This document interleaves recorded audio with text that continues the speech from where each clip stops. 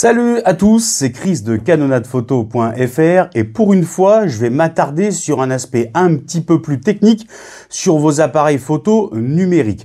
On va s'attarder et on va se poser la question à quoi peuvent servir les collimateurs. Alors ce mot-là, certains savent très bien ce que ça veut dire, donc effectivement vous apprendrez pas grand-chose supplémentaire, mais beaucoup de personnes font l'acquisition d'appareils photo numériques et se posent la question à quoi ça sert ces petits carrés ou ces petits rectangles que l'on voit lorsqu'on fait la mise au point de son appareil pour prendre la photo.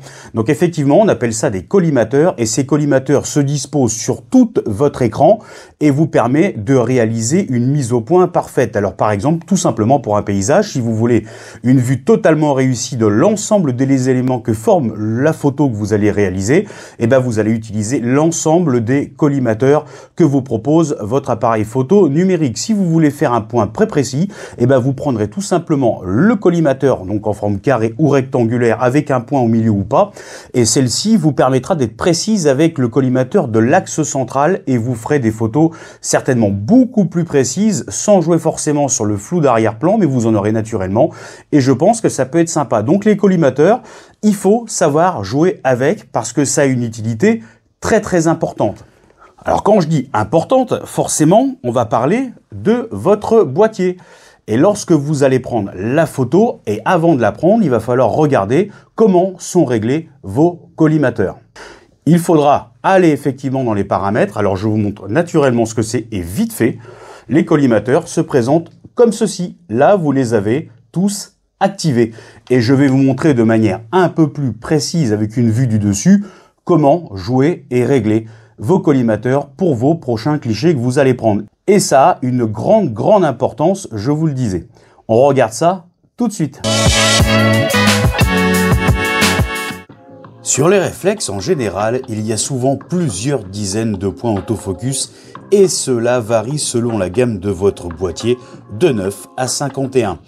Plus vous aurez de collimateurs, pour couvrir une grande partie de l'image, mieux vous serez assisté durant la mise au point automatique. À noter, selon la photo choisie immobile ou dynamique, vous pouvez choisir de limiter vos points autofocus et basculer rapidement d'un mode à l'autre. Pour rappel, les collimateurs sont des points repères sur votre écran et votre viseur, visibles lorsque vous appuyez à mi-course de votre déclencheur et s'allume pour vous signifier quelle zone sera faite lors de la mise au point.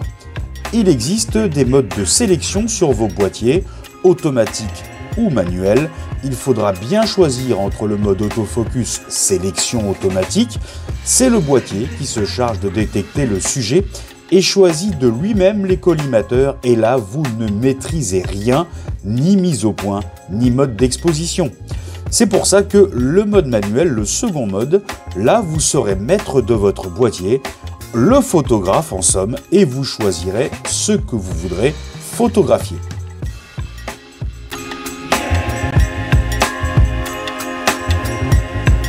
Voilà, j'espère que ces explications vous auront été utiles, qu'elles vous auront apporté quelque chose, au moins sur la manipulation de votre appareil photo numérique. Les collimateurs sont très importants pour les photos que vous voulez réaliser, les effets que vous voulez faire et surtout la netteté liée à l'autofocus, c'est-à-dire que tout va être lié à ce réglage-là et il ne faut pas rater cette manipulation. Voilà. J'espère que ça vous aura plu. Si c'est le cas, vous pouvez mettre un like. Et au contraire, je serai très satisfait. Et si vous n'êtes pas abonné, je vous invite à le faire parce que vous êtes très nombreux à me regarder, mais pas faire ce petit geste. Et je pense que ça me ferait très plaisir. Et n'hésitez pas à commenter si vous avez des questions. Et je vous dis à très bientôt.